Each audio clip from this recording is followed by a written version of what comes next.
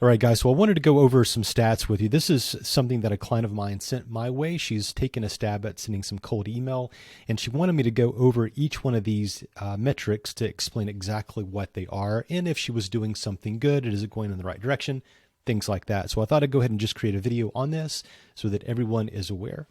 So this is from a campaign-specific stat within Highlevel. So you pull up a broadcast that's been sent through Highlevel. You can look at the campaign stats, and this is exactly what this is being pulled from.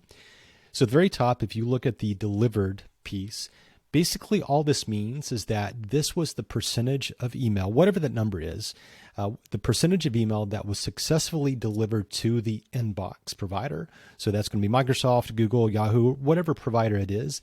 That's the percentage of email that was successfully delivered. Now that is different from deliverability. Delivered just means that it did send it. The inbox provider did accept it. We don't know exactly where that email landed per se, but this is that percentage.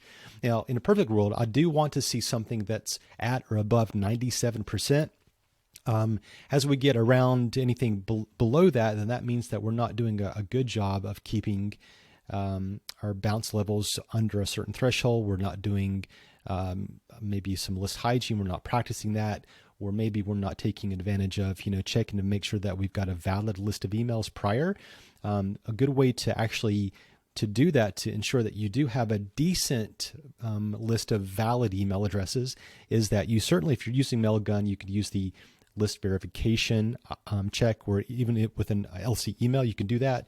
LC email is still Mailgun under the hood, so you can still flip on that email verification checkbox, or that, I guess it's technically a switch, and you can enable it. And so basically what's going to happen is that through the acceptance of an email to Mailgun, they're actually going to do a verification check and do it in line before it's actually sent. You could do a third-party check using Never Bounce. Never Bounce is what I prefer. That's what I've used for a very long time, and I do have really good success with it, so that's what I prefer to use. So either one of those methods would work out well. So that's what delivered is. Now, when we go down to open, I still like to see open rates, but just keep in mind that opens should not be something that you should be focused on.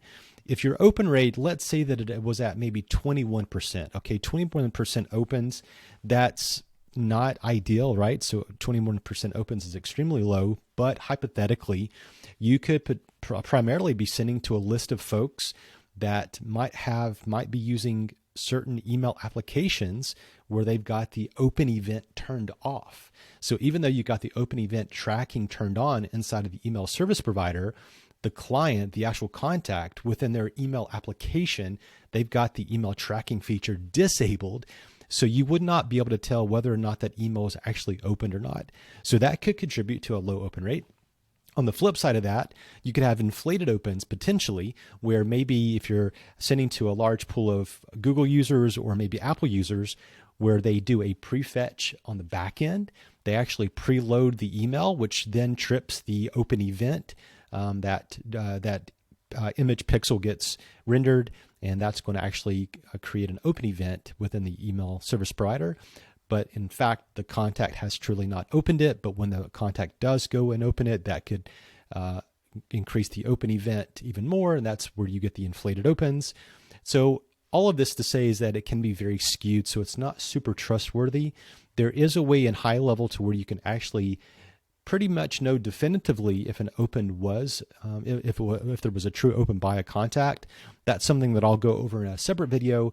But generally speaking, with a standard open event from an email service provider, that is not a trustworthy metric. So let's try to ignore open rates, okay, as best we can. Once we get down into the click rate, now this click rate, 9.38% for an email campaign, that is stellar. Like that right there is exactly what you guys want. What I like to push my clients into is that I want my clients to be at a 3% click rate or higher. That's ideally where I want people to be. But if you're getting around 9, 10%, man, you're doing an awesome job. Kudos to you. This is exactly where you want to be. So click rate does not fall victim to the same situation that open events would. Click rates, I've gone through countless tests in various different fashions, and maybe that's another video that I can showcase for those tech geeks out there. But there's a certain method I go through in order to understand the click metric and to ensure that it is truly accurate. And I'm telling you, without a doubt, the click metric is very accurate, so it's very trustworthy.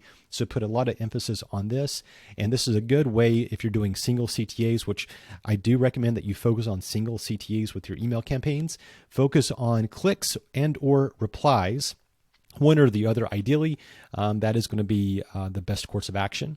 So moving on, reply rate in that same fashion, just like I just mentioned, your replies are going to be super concrete. For focusing on getting a reply within your CTA, that's the true focus, then that's only going to bolster and improve your email deliverability. It's going to give you a lot of good positive credits to your email reputation, your domain reputation, including the IP reputation. It's going to do a lot of good for you. So that's what replies are. But in this case, the CTAs were not focused on replies, which is why it's at 0. Bounces, if you take this number and you compare it to what's missing here, that's the missing piece, right, between delivered and bounced. So this simply means that anytime that you see a bounce, that is going to be a hard bounce, meaning that that email simply could not be delivered in some form or fashion. And that's the missing piece, right? So these are going to be included in our suppressions table within Mailgun or even within LC, and that should come back as a D&D on your side within Highlevel. That's what you need to have. If your bounce rates, if your bounced contacts, email addresses are not coming back as a D&D status or being marked as a D&D status, then you need to make some adjustments within your automation, within your workflows for your agency or location. But that's what that is. It is pertaining to hard bounces, meaning that the client may be fat-fingered an email address, meaning that it's truly invalid. The inbox provider, when the email was attempted to be sent, maybe the inbox was full. It could be one of those, something along those lines.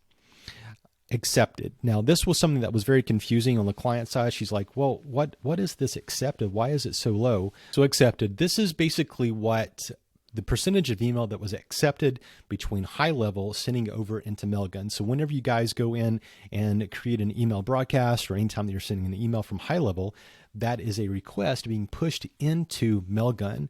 So 9.38% is that percentage of email that was accepted from Highlevel into Mailgun. So that's what that's related to. Stored, I believe this typically means if it's inbound toward Mailgun. So if someone tries to send an email to you, of course, the MX records will always be coded for Mailgun, right? So MXA, MXB.